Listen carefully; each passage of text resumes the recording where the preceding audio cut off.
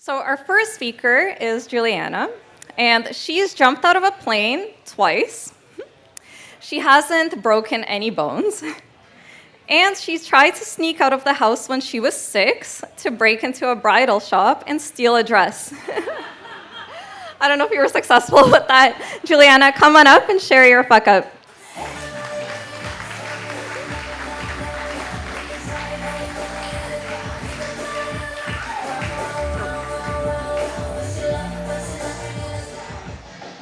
Hey everyone. So I have a fun story to tell you about failure over and over and over. I started my career in marketing at tech companies in 2010, and back then I was the one making the decisions about when I was leaving a company, and usually it was for a better job title or maybe a higher salary. But as my career progressed, it seems like the pendulum swung to the employers, and they were the ones deciding how long I stayed somewhere. And I have the dubious distinction of having been laid off 5 times, like 5, somewhat in a row, which is really upsetting. So I'm basically the winner of the saddest Olympics ever. I've learned a lot through going through all these layoffs, and you're gonna have the benefit of some insights. I don't have time to go into all of them in detail in 10 minutes, so we'll gloss over a few of them, but hopefully we can get to the nitty-gritty pretty quickly.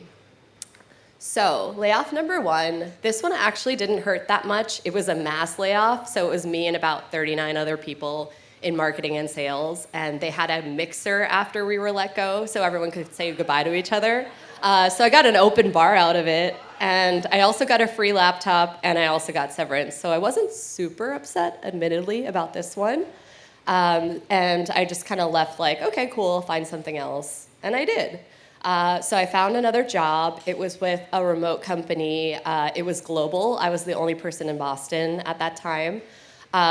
This was an interesting situation because I started the job because they were trying to become profitable. So I knew going into it that this company wasn't rolling in money. So I wasn't super shocked when it ended up in a layoff. Maybe I could have made better decisions in joining, but what was great about this role is I was in Boston when I started it, and then I was able to transition with it to Toronto, where I am living now.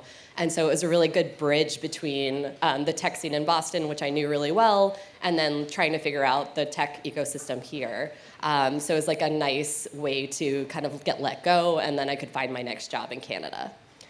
Which leads me to my major fuck up. So this was layoff number 3, and it started really well. I was super excited about this role at this company. It was like a rocket ship tech situation where, you've seen these companies that seem like they're growing like crazy, and they've got PR everywhere, and everyone's like really excited about the mission, and they're disrupting their industry. And I just drank the Kool-Aid. I was so involved in it. I believed in the success of the business so much that I actually accept a lot of my salary as stock options. So I took a chunk of the money I could have been making as real money and basically turned it into monopoly money.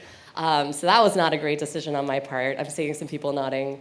Unfortunately, when you're laid off before your stock options have vested, you don't get them back. So that was money I just didn't make. So womp womp for me. The first few months were actually super exciting. I was surrounded by really smart, driven people doing really cool things. And I was like, all right, this is great. I'm going to make a name for myself. I'm really going to go places with this job. But as I started pouring myself into what I was doing, it felt like things started getting taken away from me. And I'll give you a few examples. So first off, I had a direct report on my team, and I was told I had to let her go. It wasn't a performance issue. It was just a decision from the top that I had to, tell her, like, hey, you're not working with us anymore. So that was really hard to do. Then my boss was moved to another department, and I didn't have anyone to report to for a few months, which is like, it's really hard not to have someone to tell about your wins or your challenges, and it felt like I wasn't really protected, like I was kind of floating in space for a while. And then a peer on the marketing team, I was told she was going to be my new manager. And in order to make her my manager, I would have to be demoted in job title. So all the hard work I was putting into this role, and all the nights and weekends I was spending to try to keep up with all these deadlines and all these expectations, it just felt like it wasn't being appreciated or rewarded. And so it ended up really having a toll on my mental health in a way I'd never felt anywhere else before. Even with the other layoffs, I was pretty confident in my abilities to get the job done. But for this, I was just like, what am I doing? Am I failing? Am I bad at my job? Like, I just didn't have that confidence in myself anymore. And it started manifesting in ways that my coworkers were noticing. Like one day I got a Slack DM from someone on my team saying, you know, you don't seem like yourself. Are you all right? Like, do you want to go get some coffee? Do you want to talk about it? And I didn't even reply because I, first of all, didn't know what to say. I felt ashamed about what was going on and that I was failing. But I also suspected that if she asked me questions, I would probably break down about it. So I just didn't. I didn't bother engaging. To this day, I never said, hey, thanks for reaching out. I really should, actually. Another thing that I did is I tried to cheer myself up by going on a trip to visit my sister in New York, and I ended up having lunch with her and a friend, and they just carried the entire conversation. Normally, I'd be cracking really bad jokes, but I couldn't even paste a smile on my face. Like, I was just out of it. And then the last thing was I got sick. Like, I never take days off at tech startups, which is bad, I know. But I was so sick, I did have to take a break from work, and I was just lying on the couch feeling so shitty physically, but mentally feeling like a weight had been lifted. Like I wasn't dwelling on all the things I wasn't doing right, and I was just for a while had like a mental break, and I was like, oh. And that should have been a massive sign to me from the universe, like, this is not the right place for you, get out. But I just got so stuck in where I was, and I didn't feel like I had the ability to get myself out of it or try to find something new. I just didn't have the energy, and so I just stayed. And the decision was made for me. I got laid off, and what should have been a massive relief was actually stressing me out. I just realized oh no, I'm on the right slide. Never mind, I just fucked up, sorry. So I was let go, and what should have been great was actually horrible because the layoff happened a month after the pandemic was announced and there was a lockdown across the entire country. And all of a sudden, the economy is up in air and no one's hiring. And on top of that, I found out 2 months before that I was pregnant. So that was a whole big stressor because I'd have to figure out what to do pretty rapidly. And should I get another full-time job? Should I try to wait it out? Would I have to tell an employer that I'd have to go on mat leave? Would I not tell the employer and feel weird about it? Like, there was just so many things that I was spiraling about that I just felt really, really stuck. Okay, so now I'm going to move the slide over. Fortunately, I confided in people at that point. I had told a few friends that I was trying to figure out my next move, and a few of them suggested freelancing.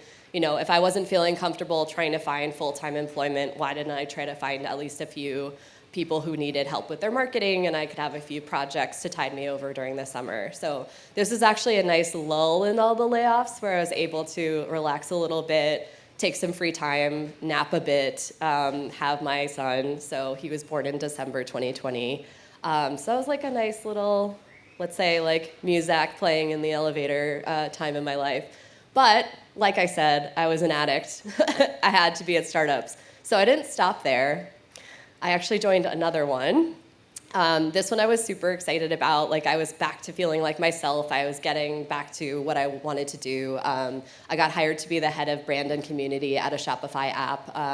The founders were from Boston, and I trusted them, and I'd worked with them before, so I felt pretty good about this one. So feeling comfortable there, I really poured myself into it again, like really did all I could to build up the company and build up partnerships and be at events and really like put a face to the brand. Unfortunately, they had to let me go, and this one really hurt. Of all the ones that I went through, this one was the heartbreaker. I ended up making a Spotify playlist of actual breakup songs, and it's actually public. You can listen to it if you want. It's called Songs for the Involuntarily Terminated, and I just wallowed. This one was like a sad one for me. Like, I had all this knowledge of the product and the customers and the team, and like I had such a good time working with them, and all of a sudden it was gone.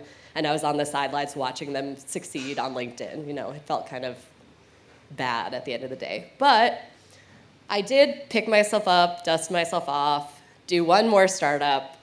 This layoff happened 2 months ago, and I can confidently say I've learned my lesson. I understand the universe does not want me to work for another startup.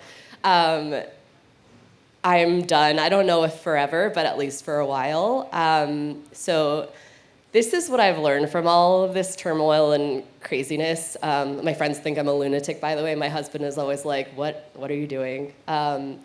Is that you can get let go at any time, and it's not up to the company to like give you anything at the end of the day, aside from what's legally mandated. It's up to you to build your own stuff, whether it's like a really great friend group, or whether it's a really supportive network, or whether it's a family or a romantic partnership, whatever it is. That's what you carry with you. That's what can't be taken away.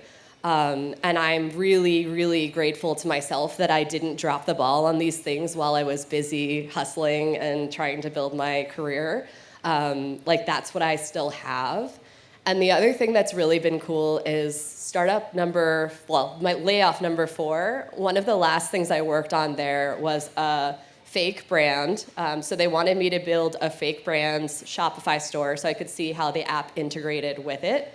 But after they let me go and they gave me the severance and I had free time, I was like, you know what? What if I just try to make this a real business? And it was a sparkling water company that I made a fake store for, and that's the brand I actually launched for myself. I launched it in October of last year. And now I'm in my founder era, so I am no longer working for startups. Thank you. I am working for myself, which actually feels amazing. And as challenging as that is to have to make all the decisions and make the financial choices, like, I know I can't be surprised by a layoff. Like, I'll be doing it to myself. And so I'm super excited to take all of the knowledge that I have about being able to reinvent myself and like the confidence I've built back up in my ability to make things. And I'm just gonna hit the ground running with it and see how far I can go. So thank you.